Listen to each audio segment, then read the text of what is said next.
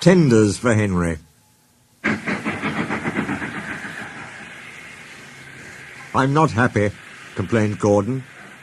Your firebox is out of order, said James. No wonder, after all that coal you had yesterday. Hard work brings good appetite, snapped Gordon. You wouldn't understand. I know, put in Duck brightly. It's boiler ache. I warned you about that standpipe on the other railway, but you drank gallons. It's not boiler ache, protested Gordon. Of course it is, said Henry. That water's bad. It furs up your tubes. Your boiler must be full of sludge. Have a good wash out. Then you'll feel a different engine. Don't be vulgar, said Gordon huffily. Gordon backed down on his train, hissing mournfully. Cheer up, Gordon, said the Fat Controller. I can't, sir. The others say I've got boiler ache, but I haven't, sir.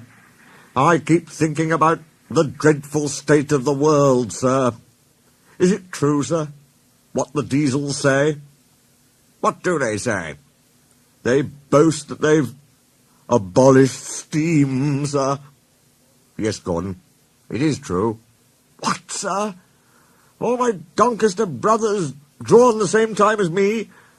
All gone. Except one. The guard's whistle blew, and Gordon puffed sadly away. Poor old Gordon, said the Fat Controller. If only we could. Yes, I'll ask his owner at once. He hurried away. Arrangements took time, but one evening Gordon's driver ran back excited. Wake up, Gordon! The Fat Controller's given you a surprise. Look! Gordon could hardly believe it. Backing towards him were two massive green tenders, and their engine shape was very like his own. It's Flying Scotsman, he gasped. The Fat Controller's brought him to see me. Oh, thank you, sir. Gordon's toot of joy was drowned by Flying Scotsman's as he drew happily alongside. Next day the two engines were photographed side by side. You've changed a lot, smiled Flying Scotsman. I had a rebuild at Crewe. They didn't do a proper Doncaster job, of course, but it serves. I had a rebuild, too, and looked hideous. But my owner said I was an extra special engine and made them give me back my proper shape. Is that why you have two tenders, being special? No, you'd hardly believe it, Gordon, but over there there's hardly any coal and water. But surely every proper railway... Exactly. You are lucky, Gordon, to have a controller who knows how to run railways. Everyone got on well with Flying Scotsman, except Henry. Henry was jealous.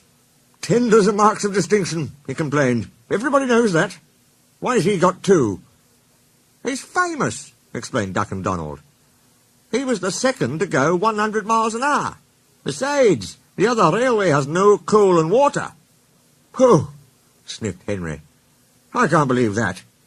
I never boast, he continued, but I always work hard enough for two. I deserve another tender for that. Duck whispered something to Donald. Henry, asked Duck innocently, would you like my tenders? Yours? Exclaimed Henry. What have you got to do with tenders? All right, said Duck. The deal's off. Would you like 'em, Donald? I wouldn't deprive you of the honour. It is a great honour, said Duck thoughtfully. "But I'm only a tank engine, so I don't really understand tenders. Perhaps James might—" sorry I was rude," said Henry hastily. "How many tenders have you, and when could I have them?" "6, and you can have them this evening." "6 lovely tenders," chortled Henry. "What a splendid sight I'll be! That'll show the others the sort of engine I am." Henry was excited. "Do you think it'll be all right?" he asked for the umpteenth time. "Of course," said Duck.